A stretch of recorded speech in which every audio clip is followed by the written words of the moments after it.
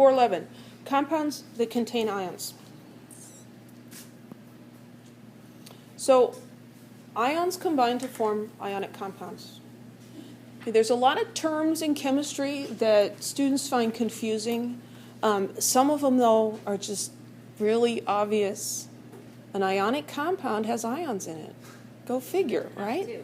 Yeah. Okay, so not everything is confusing, and the things that are confusing, we're not trying to be confusing. Okay, we're not out to get you, even though I am telling you that the universe is out to get me. We're not out to get you. So ions form ionic compounds. Oh, okay. So ionic compounds tend to have some general characteristics. Again, this is like characteristics of men and women. You can say, well, women tend to have higher voices than men. Well, is that always true? No. Some men have high voices and some women have low voices. But is it generally true? It's generally true. So I'm going to tell you some generalizations. They're not true for all ionic compounds. Ionic compounds tend to have high melting points. They conduct electricity if they're melted, so in the liquid state, or if they're dissolved in water. They don't conduct electricity in the solid state. Solid sodium chloride, table salt, does not conduct electricity. But if you put it in water, it conducts electricity very, very nicely. You can melt salt. You're not going to be able to do that on the stove at home, but it can be melted. When it's melted, it conducts electricity too.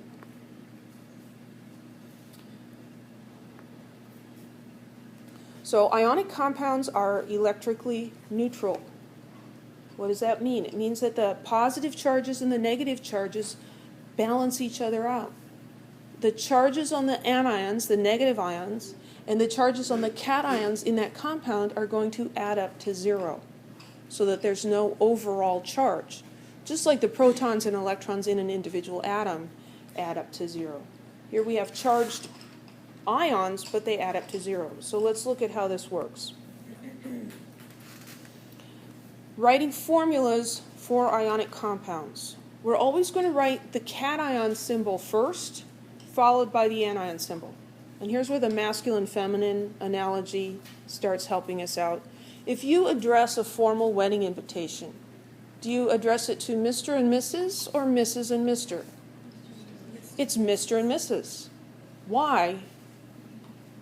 Because that's how you do it, right? So why is the cation first? Because that's how we decided to do it. But the metals are like masculine, they're men, and so they go first in the name, okay, just like Mr. and Mrs. So the cation, the metal goes first, followed by the anion. I think there's another line here, yes. And the number of cations and anions have to be correct so that their charges add up to zero. So this is where we get a little bit of math kind of figuring out thing. So let's look at this guy. So here we have magnesium. We just learned how to predict what kind of an ion he forms. He's in group 2, and so he forms a 2+ ion. Here we have chloride ion. Chlorine is in group 7A. She forms a -1 ion, because if you count back from the noble gases, you get -1. So if we put one chloride ion and one magnesium ion together, would their charges add up to zero? No. We need two of these, because they're each -1, to balance the +2 charge on magnesium. So the formula for this compound is MgCl2. The subscript tells us that there are 2 chlorine ions, chloride ions, with 1 magnesium. We do not write the charges in the compound's formula. Overall, the compound has a 0 charge. Does this magnesium ion have a charge? Yeah, it does. But we know what it is from the periodic table, so we don't need to write it in here. That would end up with a lot of pluses and minuses and numbers all over the place. It'd just be real crowded and hard to look at. Chloride, there's 2 chloride ions. They each have a -1 charge, but we don't write that in the formula for the compound.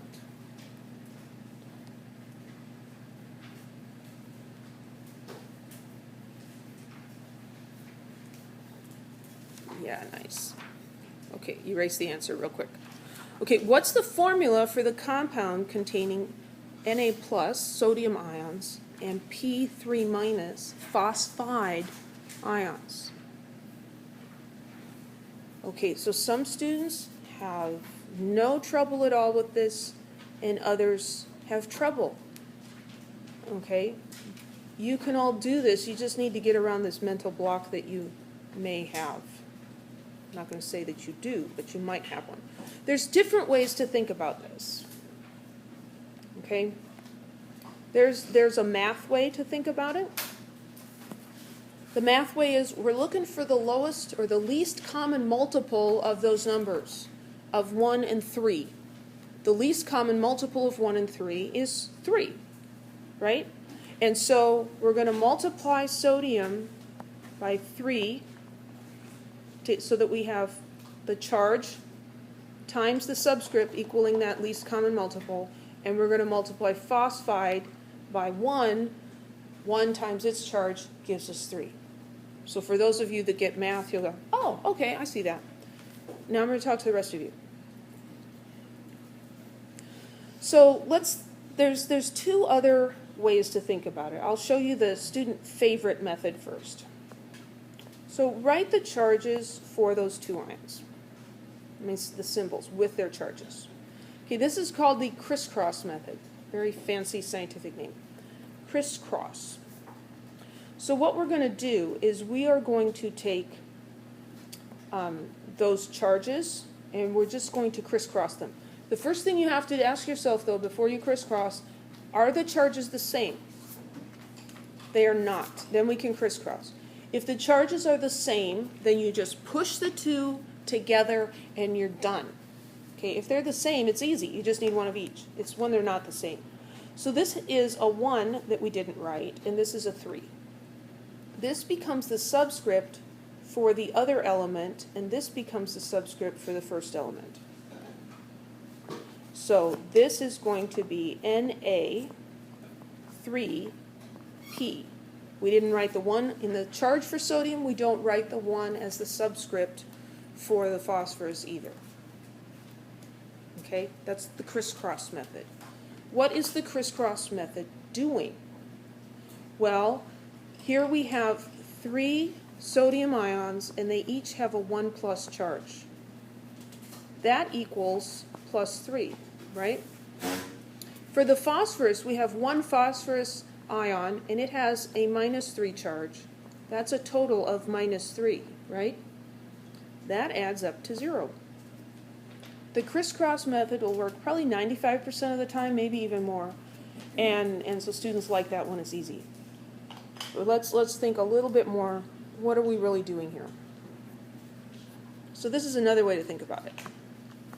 Here I've got sodium plus and I've got phosphide. And I look at those charges and I say, do those add up to 0? No, they don't. I've got too many negatives. I need to add positives. So let's try adding another Na plus. Oh, I'm getting closer. I've got plus 2 and minus 3. So the overall charge is getting lower. But I'm not quite there yet. So let's add another one of these.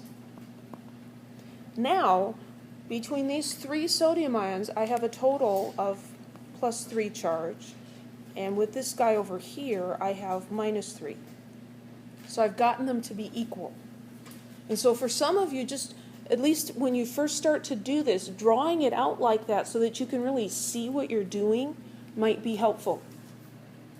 And so then you say, oh, well, I drew 3 sodium ions, so I've got Na3, and I only drew 1 phosphide ion, so I've got NaP. Na3P, just one of him. Any questions?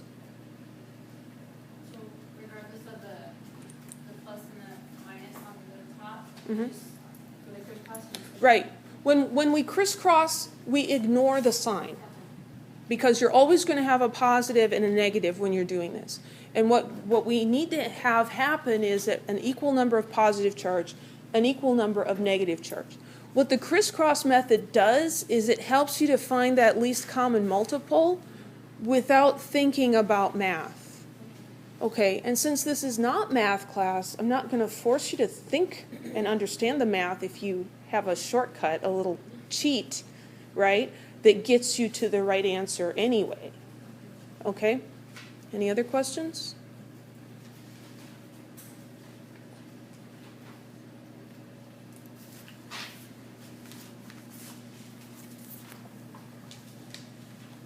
So there's the correct answer. And there, we finished the chapter. Should we all cheer? Can you do one that has different numbers? Yes. Let's. Like an A2 and Mhm. a negative 3? So let's just do. Someone asked for another example. I'd be happy to do another example. So let's do something like this. Let's do Fe 3 plus and O 2 minus. Okay, so you can look at that and say, oh, I need to end up with 6 because 6 is the least common multiple of 3 and 2. Okay, but people who get that don't need an example. Or we can do the crisscross thing. Because we look at those and we see, well, plus 3 and minus 2, those are not the same. So I can take this and bring it down here, and I can bring this down here. And so I'm going to end up with Fe 2O3, right? Or we can do the drawing the picture method, Fe3 plus, this is awkward, and O2 minus.